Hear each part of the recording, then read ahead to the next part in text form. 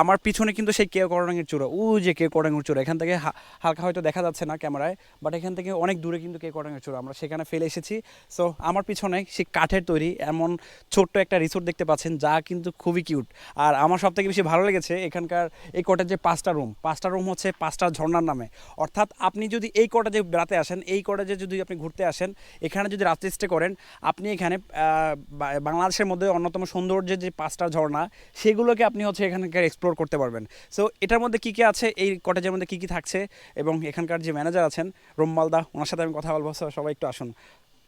First of all হচ্ছে আমি recommended করবো বাইকারদেরকে, যারা বাইকার আসেন, আমি বলবো যে বাইকারদের জন্য সবথেকে মোস্ট পপুলার প্লেস হতে পারে এটি। কারণ আপনি এত ডেঞ্জারাস রাস্তায় আমার মনে হয় না চান্দের ঘাটিতেও আপনি খুব নিরাপদভাবে আসতে পারবেন। সো দ্যাটস মিন আমি নিরাপদ মনে করি বাইকটাকে। আর সেক্ষেত্রে অবশ্যই আপনার বাইক ড্রাইভিং ভালো হতে হবে, না হয় আপনি এই জায়গাটা আসার জন্য রিকমেন্ডেড না। সো চলেন, এখানকার রুমালদা আছে। রুমালদা কই? সো আমরা কিন্তু গতকালকে এখানে এসেছিলাম, আর আমরা রাতে এখানে থেকেছিলাম। আর মোটামুটি বলা যায় যে এই কটেজটা পুরোপুরি মনে হয়েছে যেন আমাদের সবথেকে আরেকটা বিষয় আমার স্পেশালি ভালো লেগেছে, যেটা হচ্ছে এই কটেজটা আমরা গতকালকে থেকে এই পর্যন্ত দুপুরে, রাতে বা সকালে যে খাবার খেয়েছি, সবগুলো কিন্তু সেনাবাহিনী হাতে তৈরি করা হয়েছিল। সো সেনাবাহিনী একবার খুব সুন্দরভাবে পরীক্ষিতভাবে আমাদের এই খাবারগুলো তারা মানে রেডি করে আমাদের এখানে নিয়ে আসেন। আমরা খাওয়ার পরে আবার দুপুরবেলা নিয়ে আসেন। সো আসলে একটা ভিআইপি মানে কেমন যেন একটা ফিল চলে আসে যে এখানকার সেনাবাহিনী আমাদের জন্য খাবার নিয়ে আসতেছেন।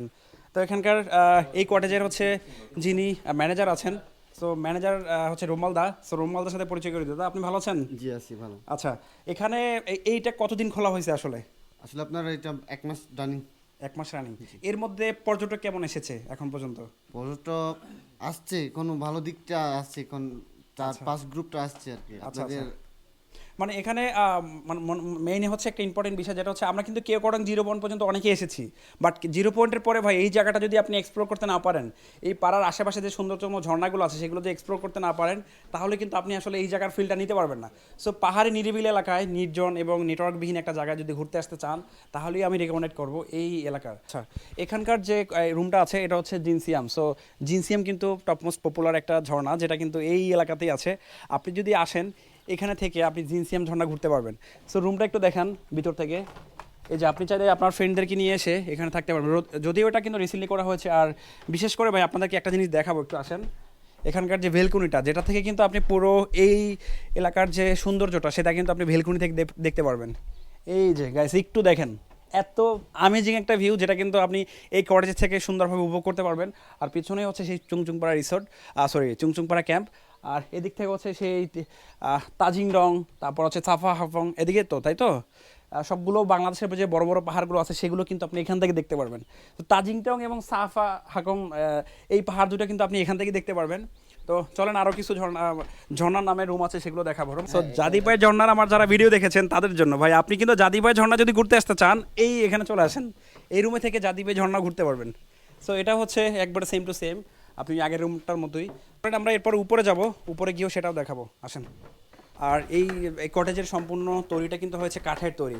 মানে আপনি কাঠের যে তৈরি একটা ঘর, সেটা কত সুন্দর হতে পারে। দাদা চলে আসেন আপনি। হ্যাঁ, সেটা কিন্তু আপনি এখানে দেখতে পারবেন। মানে চিন্তা করুন, একেবারে কাঠের তৈরি 2 তলা বাড়িতে আমরা এখন আছি। আর এখানে হচ্ছে একটা গ্রাউন্ড। সো আপনি চাইলে ফ্রেন্ডদেরকে নিয়ে এখানে আড্ডা দিতে পারবেন, গান করতে পারবেন। আমরা কিন্তু গতকালকে রাতে এখানে বসে আড্ডা দিয়েছি, গান করেছি, সেই ফুটেজগুলো এখানে অ্যাড করে দিব। হচ্ছে যেটাতে ছিলাম গতকালকে রাতে, এই যে আমাদের ভাই ব্রাদার দেখেন কীভাবে আছে। আমরা গতকালকে রাতে এই রিসোর্টটার মধ্যে ছিলাম, এই রুমটার মধ্যে ছিলাম। এটার নাম হচ্ছে 5P। আচ্ছা 5P, এটা হচ্ছে একটা টপমোস্ট পপুলার ঝর্ণা, এটা হচ্ছে এই এলাকার মধ্যে। সো আপনি যদি 5Pতেও ঘুরতে আসতে চান, তাহলে হচ্ছে আপনাকে এখানে থাকতে হবে। এখানে থেকে আপনি এই ঝর্ণাগুলো দেখতে পারবেন। তো আমরা মূলত এই রুমটার মধ্যে গতকালকে 9 জন ছিলাম। থাকার জন্য পর্যাপ্ত ব্যবস্থা আছে, আপনি চাইলে বন্ধুদেরকে নিয়ে আরও বেশি পার্সন খুব মজা করে এনজয় করতে পারবেন এখানে। এদিক থেকে হচ্ছে অ্যাটাচড ওয়াশরুম আছে, আর এপাশ থেকে ছোট্ট একটা বেলকনি। এই যে আমার মিরাজ ভাই খুব এনজয় আছে এখানে। এরপর হচ্ছে এই যে দেখেন, এই জায়গাটা দেখেন, গতকালকে রাতে আমি এখানে ছিলাম ভাই। প্রকৃতি থেকে খুব কাছে আসতে হলে আপনাকে এরকম পরিবেশের সাথে মিশে যেতে হবে। আমি এখন যেখানে আছি, গতকালকে রাতে আমি এখানে ঘুমিয়েছিলাম। আর এই জায়গায় যে দেখতে পাচ্ছেন যে সকালবেলা, মানে আমি যখন সকালবেলা ঘুম থেকে উঠছি ভাই, আমি বাইরের দৃশ্যটা দেখে আমি বিশ্বাস করতে পারতেছিলাম না যে আসলে কি এটা বাংলাদেশের এত সুন্দর জায়গা আছে। আমার এপাশে তাজিং ডং, এপাশে সাকাহাফং। সো মূলত বলা যায় যে এই সৌন্দর্যটা কিন্তু আরও অন্যরকম, মানে আপনি অন্য কোথাও পাবেন না। আমি যত জায়গায় ঘুরেছি, আমি এই সৌন্দর্যটা অন্য কোথাও পাইনি। আর এটার নাম হচ্ছে তালবং।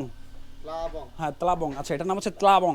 ত্লাবং মানে ত্লাবং হচ্ছে এখানকার ডাবল ফল ঝর্ণাটা যে শুনেছেন, ডাবল ফল ঝর্ণাটাই হচ্ছে এখানকার মানুষের ত্লাবং নামে ডাকেন।